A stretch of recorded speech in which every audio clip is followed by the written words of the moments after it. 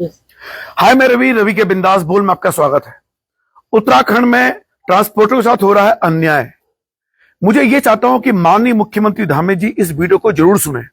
क्या उत्तराखंड में खनन विभाग यानी वो प्राइवेट कंपनी जिसको खनन की जिम्मेदारी दे दी गई है, क्या वो उत्तराखंड में समानांतर सरकार चलाने की कोशिश कर रही है? क्या ये ईस्ट इंडिया कंपनी के जमाने का दोहराने की कोशिश हो रही है? क्या मुख्यमंत्री धामी की सरकार को गिराने का प्रयास, जो आरोप लगाए गए थे लोकतंत्र के मंदिर गैरसैंण के सदन में कि 500 करोड़ रुपए में धामी सरकार को गिराने की साजिश रची जा रही है, क्या ये उसकी पृष्ठभूमि है? रवि के बिंदास बोल में आप लाइव देख रहे हैं। आप सोचिए, जब मुझे पता चला कि ट्रांसपोर्टरों को रामनगर से पहाड़ जाने के लिए 5 से 6 घंटे की रॉयल्टी दी जा रही है, सिर्फ 5 से 6 घंटे, क्या ये व्यवहारिक है? और वो बाउंसर खनन विभाग वाले वो वहां पहुंच जाते हैं और उनको जबरदस्ती। तो फिलहाल ये मामला क्या है, हमारे सामने ऐसे एक पीड़ित जुड़े हैं रवि के बिंदास बोल में, वो सुनेंगे। लेकिन मैं चाहता हूं कि इस वीडियो को आप शेयर जरूर करें ताकि माननीय मुख्यमंत्री धामी जी इस वीडियो को जरूर देखें और ये सोचें कि उत्तराखंड में जिस कंपनी को उन्होंने पूरे खनन का ठेका दे दिया है, लगभग 400 से 500 600 करोड़ रुपए के आसपास ही दिया गया है, फायदा हुआ है पहले की तुलना में, ऐसा कहा जा रहा है। लेकिन वही कंपनी अब उत्तराखंड में क्या समानांतर सरकार चलाने की कोशिश कर रही है, अपने नियम कानून लाद रही है? क्या यह अधिकार एक कंपनी को दिया जाना चाहिए था अगर ये नियम वो बना रहे तो? क्योंकि मुझे इसकी कोई जानकारी नहीं है, इसीलिए मुख्यमंत्री धामी को इस बात का संज्ञान लेना चाहिए। गढ़वाल के सांसद अनिल बलूनी को इसका लेना चाहिए, विपक्ष के नेता हरीश रावत को उसका संज्ञान लेना चाहिए, अजय टम्टा जी जिनको परिवहन मंत्री बनाया गया है, राज्य परिवहन मंत्री केंद्रीय का, वो ये देखें क्या पहाड़ की वो सड़कें इन ट्रांसपोर्टरों को इन 4-5 घंटे में दूरी तय करवा सकते हैं? और साथ में अजय भट्ट जी जो नैनीताल के पहाड़ी इलाके से भी सांसद है, उन्हें इस बात की जानकारी होनी चाहिए। अब फिलहाल आगे बढ़ते हैं, सुनते हैं पीड़ा। सर, क्या नाम है आपका? सर, मेरा नाम विजय रावत है। विजय रावत जी? हाँ जी। विजय रावत जी, आप बताइए, आप ये पूरी समस्या बताइए, क्या मामला है ये? सर देखो, हमारी घर है 20 हार्डवेयर के नाम से शिवसी में। जी, शिवसी में है। जो शिवसी है वो थैलीसैंण ब्लॉक के अंतर्गत आती है जी। तो हमारा काम चलता है बीरूखाल ब्लॉक में भी, थैलीसैंण ब्लॉक में भी। अच्छा। तो सर हम यहाँ से मतलब हमको रामनगर के अंदर हमारा मेन मुख्य तार जो है गढ़वाल और कुमाऊं का, जो रामनगर में आते हैं हम। जी। हम सारा यहाँ से जितने भी स्टोन क्रेशर है, हम सारा माल यहीं से भरते हैं, रेता बजरी जो भी है। हाँ, रेता बजरी सीमेंट सरिया वगैरह। देखो, आप किसी का भी घर बने पहाड़ों में, हाँ। तो वहाँ तो मतलब वहाँ पहुँचने में हमें टाइम लगता है। अच्छा। और जो कल हमने गाड़ी भरी थी यहाँ से, हाँ। तो इनने दिया था हमें 5 घंटे का टाइम। 5 घंटे का टाइम दिया आपको, मतलब यहाँ से पहाड़ पहुँचने का? यहाँ से बेजरो पहुँचने का। बेजरो पहुँचने का 5 घंटे का समय दिया गया था आपको? हाँ, जो बेजरो से भी ऊपर कच्चा रास्ता जाता है कन्नेरा जसपुर खाल की तरफ को। अच्छा। जो वो एक अच्छे रास्ते में लगे हैं, इनने हमें 5 घंटे का टाइम आज जो 5 शाम को आगे गाड़ी भरी और हाँ। गए यहाँ से। अच्छा। और जो वाले हैं उनने हमारे 35 हजार के हमारे दोनों वाले में चलान काटे। मतलब आपके पहुंचने से पहले ही आपके 5 घंटे पूरे हो गए रामनगर पहुंचने में, ये कह रहे हैं आप? हाँ, क्योंकि हम देखो, किसी का घर बनना है तो हमने भैया वहाँ उसका रेता भी डालना है, सीमेंट भी गाड़ी में सीमेंट भी भरना है, और सरिया भी भरना है, और आयरन भी भरना है। उसमें ही हमारे 3-4 घंटे खराब हो जा रहे हैं। अच्छा, एक सेकंड रुकिएगा, मैं अभी रुकूं।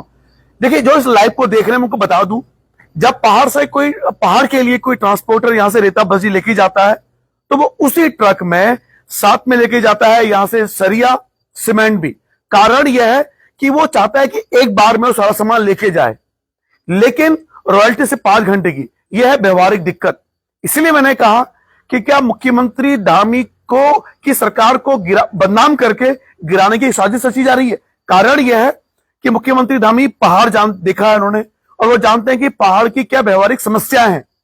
अब ये बताइए कि अगर ये खनन जो विभाग है जिन्होंने रॉयल्टी दी है, वो ये सोचे भाई हमें रेत से मतलब नहीं, हमें बजरी से मतलब नहीं है, अगर वो यहां से रामनगर से पहाड़ जाए तो सिर्फ रेता बजरी लेके ही जाए। अच्छा, अब मैं आपसे पूछूंगा विजय रावत जी, अगर यहां से आप मात्र रेता बजरी लेके ही जाते हैं रामनगर से, तो भी आप कितने घंटे में पहुंचेंगे वहां पे? तो सर कम से कम 8 घंटे मान के चलो। कितने घंटे? 8 घंटे। 8 घंटे, यानी तो भी आप 5 घंटे में नहीं पहुंच सकते। सर कोई मतलब नहीं होता। मैं तो कह रहा हूँ कि मैंने इनसे आज भी ये भी कहा कि हाँ। कहने का भाई आप मेरे बदले आप गाड़ी की सीटों में बैठ गए। अच्छा, क्योंकि देखो डाउन भी है चढ़ाई भी है। डाउन में हमेशा लोडिंग गाड़ी के ब्रेक नहीं आते हैं। अच्छा, आप थली चढ़ के अब देखिए, 1 सेकंड रुकिएगा, मैं आप थोड़ा होल्ड में रहिएगा। देखिए, जो लोग रवि के बिंदासपुर में लाइव देख रहे हैं, ये देखिएगा आप लोग, देखिए मैं आपको दिखाऊं, रवि के बिंदासपुर लाइव देख रहे हैं, ये एक मैप है और इस मैप पर मैंने देखा है रामनगर से जब आप जाते हो थलीसैंण के लिए तो ये 4 घंटे 20 मिनट है आपका, ये जाते हैं आप जब आप कार से जा रहे हैं। अगर ये कार के लिए टाइम दिया है गूगल मैप ने, कार के लिए, इसमें ये नहीं है कि सामने ईटा बजरी मौसम खराब है, वो कुछ नहीं है।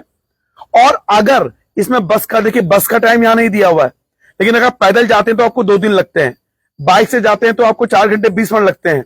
यानी इस बाइक और कार में जो समय दिया गया वो 4 घंटे 46 मिनट और 4 मिनट।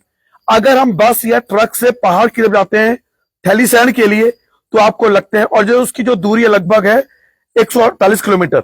यानी अगर आप 40 की स्पीड में लेके जाते हैं पहाड़ की तरफ गाड़ी तो आपको लगभग लगने वाले हैं 8 घंटे के आसपास। देखिए, उसके बाद मैं आपको एक और दिखाता हूं, ये आप देख रहे हैं बैजरो का, ये बैजरो का है, यहाँ पे आपको लगते हैं लगभग 4 घंटे 126 किलोमीटर। बाइक से जाते हैं, यहाँ पे आपको कार, यहाँ पे जो आपको दिया हुआ देखिए, यहाँ पे आपको गाड़ी का जो ये जो निशान, ये देखिए, ये जो आपको निशान बनाया गया है, ये वाला, ये जो निशान है ये आपका बस के लिए, ट्रक के लिए है। यानी बस ट्रक के लिए समय नहीं दिया गया, लेकिन बाइक के लिए दिया 3 घंटे 40 मिनट, और ये दिया गया आपको 4 घंटे का समय, और ये दिया गया आपको बैजरो के लिए रामनगर से। यानी आप गूगल मैप में भी देखते हैं तो आपको लगभग 4 घंटे लगते हैं।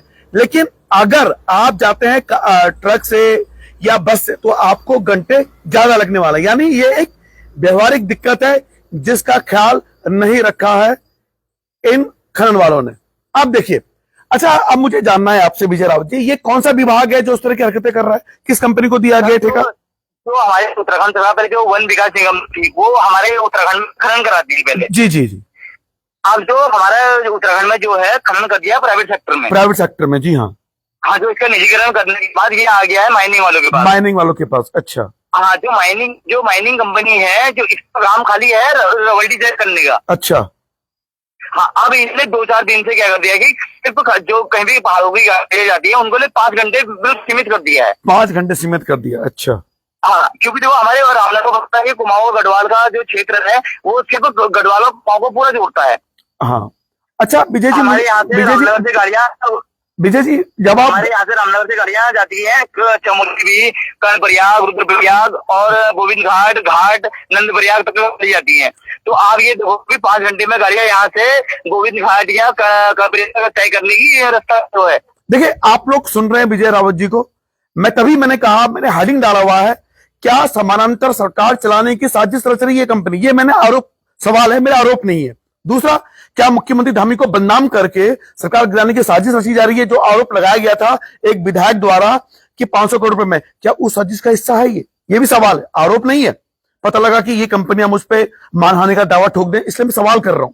सवाल इसलिए, क्या ये व्यवहारिकता है कि रामनगर से जब आप पहाड़ की तरफ जाते हैं तो आप उतनी कम समय सीमा में आप ट्रेवल, अच्छा मुझे बताइए, जब आप लोग अपना गाड़ी लेके जाते हैं ट्रक या डंपर, आपकी स्पीड कितनी होती है पहाड़ी चढ़ते समय लगभग?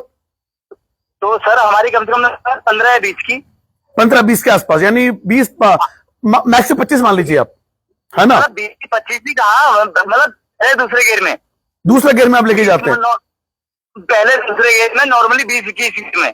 देखिए, दरअसल मैं ये चीज जानना चाहता हूं कि हमारे जो केंद्रीय परिवहन राज्य मंत्री हैं अजय टम्टा जी, आप सड़क और नितिन गडकरी जी भी सुन लीजिएगा, क्योंकि पहाड़ों में देखिए ये कितनी पीड़ा, कितनी विडंबना है ये हमारे पहाड़ के लोगों के लिए।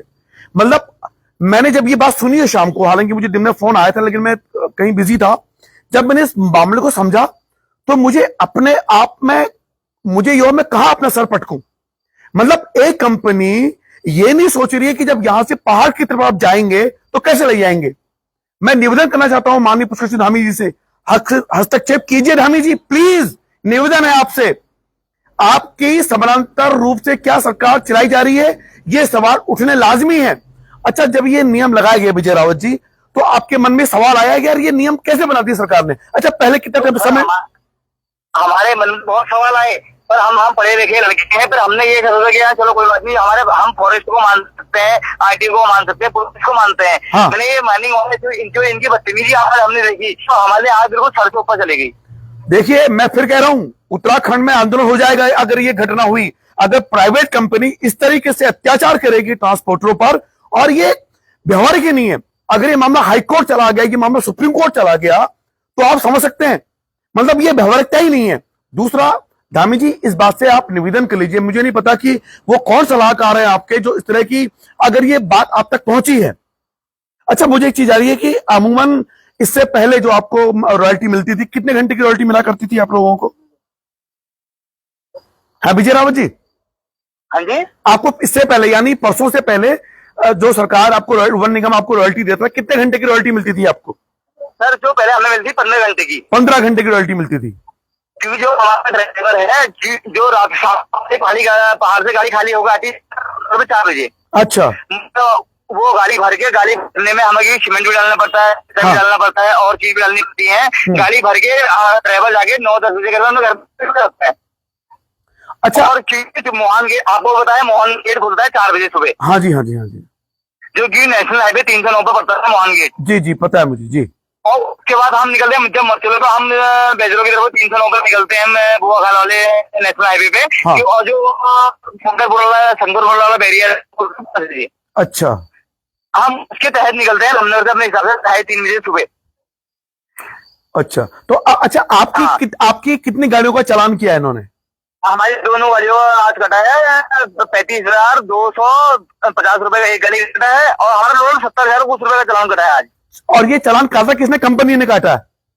हाँ, ये काटा था, जो माइनिंग वाली कंपनी है उसने काटा है। माइनिंग वाली कंपनी ने काटा है। तो धामी हाँ जी, जी। अगर ये आरोप लगाए जा रहे हैं कि क्या उत्तराखंड में समानांतर सरकार चला रही है ये कंपनी, तो ये जो सवाल है, ये आरोप बन रहे हैं, और ये मामला कितना आगे तक जा सकता है। यानी मुझे तो, मैं देखिए मैंने इतिहास पढ़ा है, और हमारे देश में जब ईस्ट इंडिया कंपनी आई थी तो उन्होंने इसी तरीके से हमारे देश में समानांतर सरकारें चलाना शुरू किया।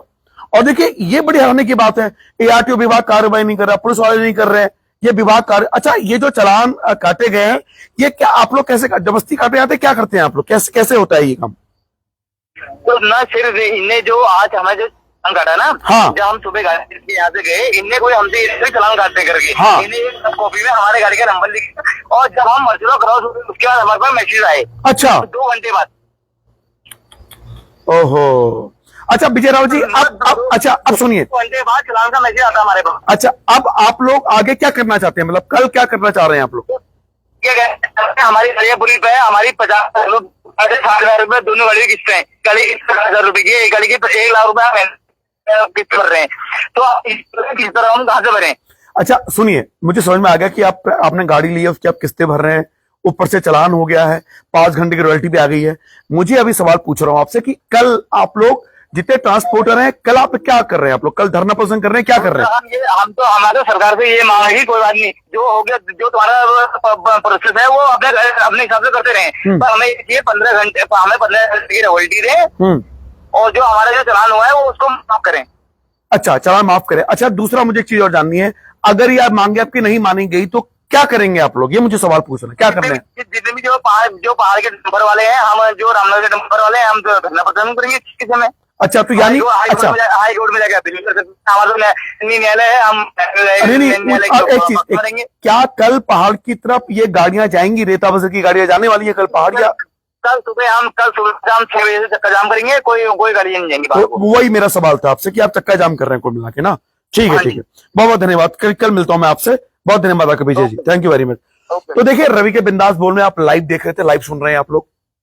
फिर मैं आता हूं, जो लोग इस बात को समझने की कोशिश कर रहे हैं कि पहले सब ये सरकारी विभाग का, वन निगम या खनन जो भी डिपार्टमेंट है, वो रॉयल्टी 15 घंटे की रॉयल्टी काटते थे। पहाड़ से जब आप जाते हैं, रामनगर से जब आप पहाड़ की तरफ जा रहे हैं, तो जब रामनगर से पहाड़ की तरफ जा रहे हैं, बैज रोड, मैंने आपको दिखाया मैप में भी, लगभग 4 घंटे के आसपास, 4.5 घंटे, वो भी कार का, क्योंकि वो कम से कम 50-60 की स्पीड में चलते हैं। लेकिन जो ट्रक है, डंपर है, सामान है, हैवी लोड है, वो 20 या 25 की स्पीड में जा रहे हैं।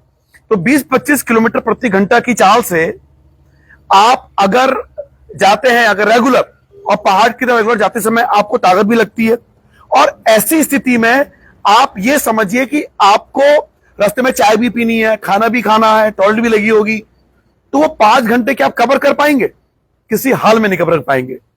यही कारण है धामी जी, मैं आपसे कह रहा हूं, क्या ये साजिश है आपको बदनाम करने की? क्योंकि देखिए, जब इस तरह से जो ट्रांसपोर्टर है वो चक्का जाम करेगा और तेज गति में कोई जाएगा तो एक्सीडेंट होने की संभावना है, दुर्घटनाएं बढ़ेंगी। क्योंकि सड़कें, अगर मैं रामनगर से मरचूला की बात करूं तो सिंगल रोड है, सिंगल रोड है। अगर यहां से गाड़ियां जाती हैं, आप यहां से देख लीजिए, रामनगर से मोहाल की तरफ में सिंगल रोड है, यानी कि 2 ट्रक एक साथ नहीं गुजर सकते। आप सोचिए, वो जल्दबाजी में जब आगे जाएंगे तो दुर्घटना की संभावनाएं बढ़ जाएंगी। क्या आप लोग चाहते हैं कि पहाड़ पर दुर्घटनाएं बढ़े? ये व्यवहारिक चीजें हैं जिसको समझना चाहिए, पर वो कंपनी जो बाहर से आई है वो क्या इन पहाड़ की पीड़ा को समझेगी? वो नहीं समझेगी। वो पहाड़ की पीड़ा को माननीय मुख्यमंत्री धामी जी आपको ही समझना पड़ेगा, क्योंकि खनन मंत्रालय भी आपके पास है। तो ये पीड़ा है जो मैंने आपको दी है, वो सवाल, वो तथ्य मैंने आपको दिए हैं। हो सकता है कि रिपोर्ट ज्यादा सुर्ख हो गई हो, ज्यादा तल्ख हो गई हो, लेकिन पहाड़ की पीड़ा के साथ जो अव्यवहारिक चीजें कर दी गई हैं, कल्पना कीजिए कैसे कोई बंदा रामनगर से, ये सुना कुछ ने ये कहा कि 100 किलोमीटर तक 5 घंटा है, यानी वो मान रहे हैं कि 20 किलोमीटर प्रति घंटा की चाल से आप चल रहे हैं वहां पे। क्या रेगुलर चल सकते हैं? और जिस तरह से आजकल मौसम खराब है, सड़कें खराब है, सुबह 4 बजे गेट खुलता है पहाड़ जाने के लिए। और दूसरी बात यह है कि ये सब चीजें जब रेता बजरी जा रहा है तो पहाड़ के लोग अब अपने जो ट्रांसपोर्टर के साथ रेता बजरी के साथ सीमेंट और सरिया भी लेके जाते हैं। उनकी उन व्यवहारिक दिक्कतों को समझने का प्रयास करें, क्योंकि अगर ये ढुलाई अलग अलग होगी तो पहाड़ का जो व्यक्ति मकान बना रहा है उसको और ज्यादा खर्चा होगा।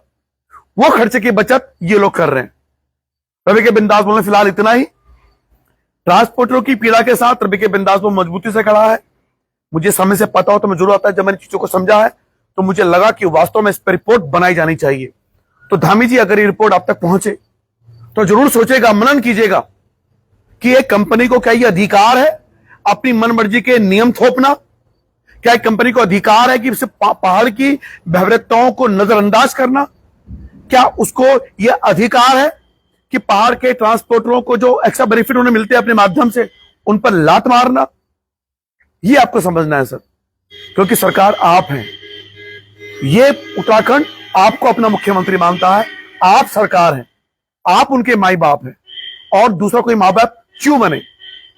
फिलहाल जब संसद में जब लोकतंत्र के मंदिर में यह कहा गया कि शायद 500 करोड़ रुपए में सरकार गिराने की साजिश रच रही है, तो मुझे लगा यार कहीं ऐसा तो नहीं, क्योंकि मुझे सुनने में आया है कि इस बार जो ठेका है वो 500-600 के आसपास है। क्या उससे जोड़ा जा रहा था? ये आप सोचेगा। फिलहाल रवि के बिंदास बुलाए दे, शुक्रिया। जय उत्तराखंड, जय भारत।